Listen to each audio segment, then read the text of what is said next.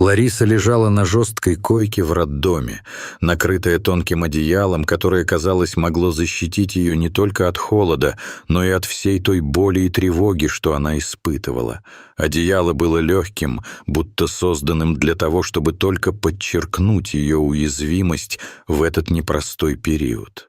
Вокруг царила атмосфера, наполненная шепотом и стонами, как будто каждая женщина в палате делилась с окружающими своими собственными переживаниями и ожиданиями. Однако Лариса ощущала себя словно в другом измерении, полном тревог и неизвестности. В палатке находились еще 4 женщины, каждая из которых сталкивалась со своими трудностями на этом сложном пути материнства, но ни одна из их историй не находила отклика у Ларисы. Даже несмотря на то, что вокруг нее было так много людей, она ощущала себя абсолютно одинокой, сияя в разреженном пространстве, как капля росы на рассвете, потерянная среди цветочных полей. На ум пришло воспоминание о ее муже, Артуре, вызывая поток болезненных дум и чувств. Она вспомнила тот злополучный день в офисе, когда его ревность, подобно могучей буре, вырвалась на поверхность. Тогда, среди своих коллег, Артур закатил эпическую истерику, обвиняя ее в неверности и в том, что она предала его доверие, общаясь с коллегой. В ее душе происходила настоящая драма. Она хотела закричать, поведать миру о том, что это всего лишь забавный разговор, и даже намека на измену не было. Чтобы успокоить его, Лариса старалась объяснить, но его глаза, полные ненависти и недоверия, пронзили ее, заставляя замолчать. Он был упрям, как опасный осел, который не хотел слышать правду, а только верить в свои собственные демоны. Лариса чувствовала себя запертой в томительном углу, где каждый член семьи мог стать свидетелем этого унижения. Параллельно с этим страхом росла и неуверенность, что не удастся избежать его деспотичного гнева. Вдруг одна из соседок, Валентина, обратилась к Ларисе с искренним беспокойством в голосе. «Ты в порядке?» Лариса, колеблясь между желанием открыть свою душу и страхом быть непонятой, решила рискнуть и поделиться своими переживаниями, рассказав о своем муже, о его агрессивной склонности, о ревности, которая постепенно становилась все более невыносимой. Соседки, выслушав ее, выразили понимание и поддержку, и в их глазах Лариса увидела то, что ей было так необходимо — понимание. Оно было словно спасительная нить, позволившая перестать тонуть в океане своих страхов. Каждая из них также поделилась своими переживаниями, погружаясь в свой собственный мир несчастий и любовных предательств. И в их рассказах Лариса могла почувствовать знакомые нотки, которые затрагивали ее собственную душу. В каждой истории скрывались свои драмы, свои боли, и это давало ощущение единства, несмотря на разные обстоятельства. Когда пришло время, Лариса родила мальчика. Момент, который, казалось бы, многим женщинам приносит радость и восторг. Однако вместо этого ее охватил страх и ужас. Как она могла испытать счастье, если не была уверена, как Артур воспримет новость о рождении их сына? Смотря на его нежное, совсем беззащитное лицо, она начинала понимать, что белокурые волоски и милые черты лица могут стать причиной очередной ужасной сцены. Неужели это новорожденное создание в ее руках может стать потерей для их семьи? Страх крутился у нее в голове, словно безжизненная тень, и предшествовал ей, как неизбежный кошмар. Ум одновременно просил ее быть радостной, но подсознание шептало о недоброжелательной судьбе и возможных неприятностях. Должен был быть радостный момент, но вся ее душа лишь предчувствовала грядущие проблемы, и мысли о будущем терзали ее, кружа в тревожном водовороте. В то время как соседки, которые становились все ближе к Ларисе, пытались ободрить ее, уверяя, что все будет хорошо, она все равно оставалась в своих страстных переживаниях. Артур обладал способностью возбудить в ней неуверенность и страх, так что уверенность в том, что все, что у них есть, будет навсегда разрушено его ненасытной ревностью, хранила ее в постоянном состоянии психологического давления. Она понимала, что если он узнает о том, как выглядит их сын, как он не будет верить в свое отцовство, это станет еще одной причиной для конфликта. Мысли о будущем, о том, как она будет справляться с его недоверием, не покидали ее. В голове звучали неотступные вопросы. Как я смогу объяснить ему это? Достаточно ли у меня сил для этой борьбы? Каждый раз, когда она ловила взгляд на своем новорожденном сыне, ее охватывали муки беспокойства. Как-то раз побег вокруг нее в этом роддоме переполнил ее решимость покинуть все эти невыносимые обстоятельства. Она решила сбежать. Это было резкое и, возможно, безумное решение, но страх перед Артуром и его ревностью заполнил ее сердце, превращая ее в узницу собственных страхов. Лариса начала собирать свои вещи. Ее разум работал быстрее, чем когда-либо. Она задумала хитроумный план, закутала малыша в теплое одеяло и аккуратно сложила вещи в сумку, постаравшись не вспоминать, как долго не испытывала ощущения радости по поводу рождения сына. С каждым шагом к побегу тревога росла, и еще больше страху. Когда пришло время, Лариса была полна решимости выбрать момент, когда медсестры изменят дежурство в 2 часа ночи. Это будет идеальный шанс для ее побега. Она осторожно обернула сына в теплое одеяло, прижала его к себе, а сердце колотилось от волнения и страха. Каждая минута уносила ее дальше от этого темного прошлого и приближала к новому, неопределенному, но свободному будущему. Она прислушивалась к звукам за дверью, вздрагивала от каждого глухого стука, но отважно ждала. Ее страхи не покидали ее, словно призраки, но мысль о том, что Артур может обидеть ее сына, словно обжигающий огонь, подстегивала ее к активным действиям. Казалось, в ее жизни настал момент пробуждения. В 2 часа ночи, когда все вокруг затихло, Лариса осторожно поднялась с койки и вышла из палаты, словно невидимый воин, готовый к битве за свое счастье. Коридор больницы был полутемным, и она двигалась, стараясь не издавать звуков. Каждое ее движение было тщательно продумано, как будто она жила под давлением. Лариса прислушивалась ко всем звукам вокруг, шагам медсестер, шороху одежды, но все шло неплохо, и напряжение внутри нее постепенно стало преобразовываться в призрачную надежду. Наконец, открыв дверь, она вышла на улицу и почувствовала, как свежий холодный ночной воздух обнял ее. Он был резким, как бы напоминая о новой свободе, которую она, наконец, смогла позволить себе, несмотря на все свои страхи. Смотря на спящего сына, Лариса задумалась о том, где найти укрытие, где укрыться от разгневанного мужа, от его ревности и агрессии. Она обдумывала варианты, старые знакомые, о которых давно не слышала, или безопасное место вдали от шумного города. Решив, что сейчас самое время направиться в сторону ближайшего парка, она напоминала себе, что это лишь временные решения. Ощущение свободы постепенно оборачивалось за спиной призраком недовольства и тревоги.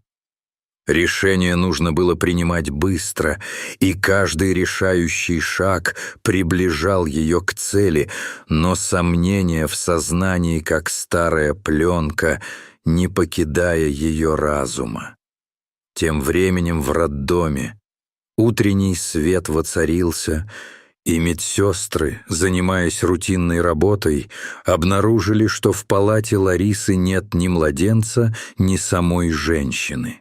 Ольга, опытная медсестра, вскакивает от ужаса, увидев пустую кроватку маленького мальчика, которая оставила лишь пеленание, как обрывок воспоминания об уходящей матери.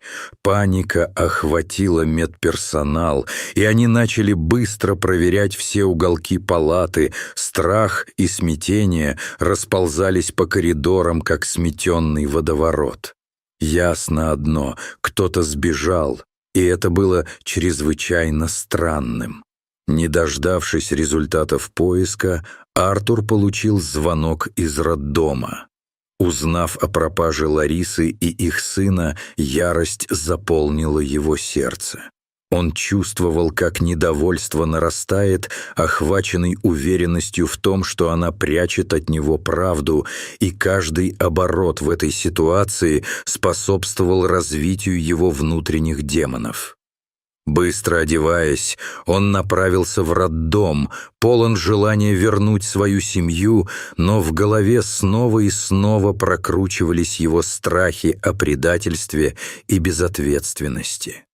Он понимал, что потеря Ларисы не сулит ничего хорошего, и это внутреннее напряжение не покидало его. Когда Артур прибыл в больницу, он увидел группу медсестер и врачей, которые искали Ларису и ребенка, но внутри него терзались лишь гнев и недовольство. Он быстро подошел к одной из медсестер, требуя информации о местонахождении Ларисы. Она медленно покачала головой и пожаловалась, что ничего не знает, и это лишь подливало масло в огонь его недовольства. Артур метался по коридорам, словно потерянный человек, стараясь найти любые следы ее присутствия. Каждое лицо, каждый коридор, каждая звуковая волна становились для него частями неразгаданной головоломки. Бешенство с каждым мгновением наполняло его до краев, и он знал, он должен ее найти. Тем временем Лариса, сидя в автобусе, чувствовала, как ее сердце колотится в унисон с ритмом поезда. Она аккуратно прижимала к груди сверток с малышом, наблюдая за мелькающими за окном пейзажами. Каждый пройденный километр, каждая уходящая вдалеке линия деревьев и зданий приносили облегчение и радость. Она удалялась от прошлого и приближалась к новому горизонту. Однако с каждым моментом ее становилось все больше тревоги, касающейся того, как объяснить свое исчезновение, как жить дальше, где найти укрытие от своего страшного мужа. С парка они пересекали, ощущая легкий ветерок, как символ новой свободы, но в сердце все еще царила неуверенность. Во время поездки Лариса встретила молодого человека по имени Даня, который, заметив ее растерянность, предложил помощь, забирая ее тяжелую сумку и дружелюбно общаясь. Его внимание вызывало улыбку и теплоту, и их разговор легко завязался, словно это были старые знакомые, которые долго не виделись. Даня делился своими впечатлениями о поездках в деревню, о своем доме и о том, как мечтал о будущем. Лариса с удовольствием слушала его, ее собственные страхи немного утихали на фоне его позитивной энергетики, и в его компании ей стало легче осознавать, что, возможно, она не так уже и одна в этом новом, опасном мире. Когда Лариса, наконец, вернулась к бабушке, она ощутила смешанные чувства: облегчение, страх и любовь. Бабушка, увидев ее, моментально заметила изменения во внешности внучки. Ее глаза наполнились беспокойством. Лариса старалась скрыть свои переживания, но бабушка, всегда внимательная к ее настроению, заметила, что внучка была не на своем месте. Бабушка оказалась сильным человеком, и ее поддержка действительно была важна, как яркое солнце в пасмурный день, но ошеломленные воспоминания о событиях все же давили на душу Ларисы. Наступили трудные дни, но спокойные вечера вместе заставляли ее ощущать, что она может быть на правильном пути, что новое начало возможно, несмотря на бури и непогоду в жизни. Следующим утром бабушка приняла решение, что Ларисе стоит написать Артуру о том, что у нее родился сын. Она знала, как важно установить связь, даже если это станет началом нового конфликта. Лариса, страшась возможной реакции мужа, послала осторожное сообщение, слова о любви и о радости, но он отреагировал с резкостью: «Почему ты не на месте? Где ты?» Ответ, пришедший ей, был полон злобы и обвинений, и каждый его фрагмент разрывал ее душу.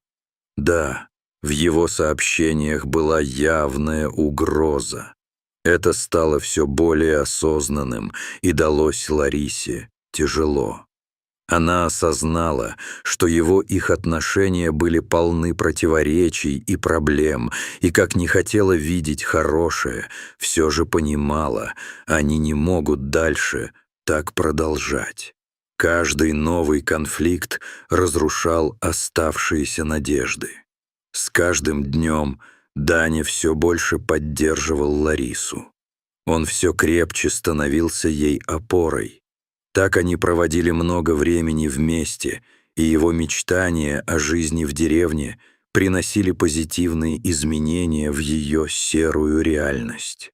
На улицах деревни, прогуливаясь названия практически незнакомыми маршруты в градацию нового, Даня делился своими историями, как чувствовал, проходя этот путь к своему счастью.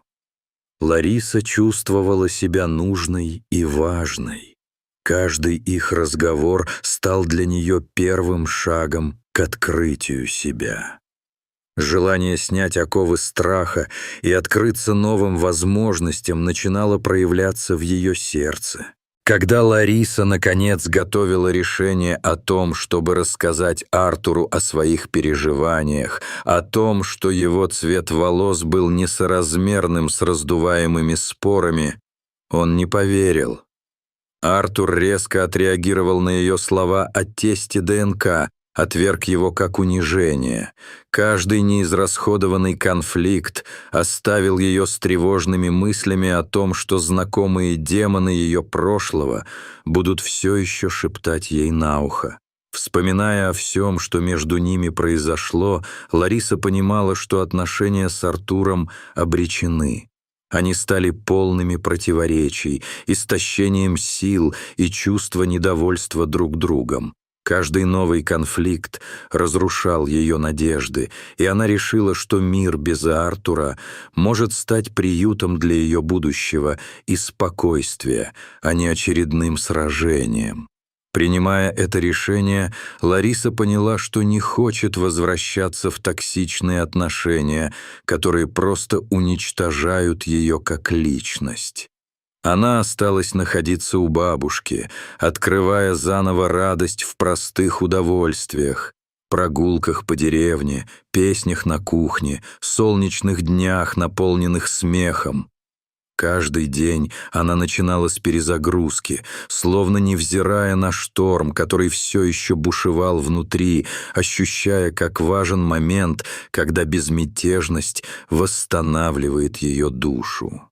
Даня продолжал поддерживать Ларису как светлый луч, и между ними возникала особая связь, которая обнажала нечто большее, чем просто дружба. Эта растущая легкость подталкивала ее к мыслям о новом начале, о том, что жизнь может быть другой. Проходило время, и Лариса снова стала верить в себя. Она была полна надежды и готовилась к новому дню, к новым возможностям. Время показало, что у каждого человека есть тихий рывок, который может привести к чему-то красивому. Настало время, чтобы отпустить прежние травмы и шрамы, громко заявляя о себе и о своих потребностях. Лариса ощущала, что время стало ее союзником и желала прочувствовать все краски жизни. В сердце вновь зажглось пламя надежды, и она готова была открыться новым чувствам, хотя прошлое все еще оставляло следы. Дорогие друзья, если вам понравилась данная история, поставьте лайк и подпишитесь на канал, а также напишите комментарий, что вы думаете по поводу истории.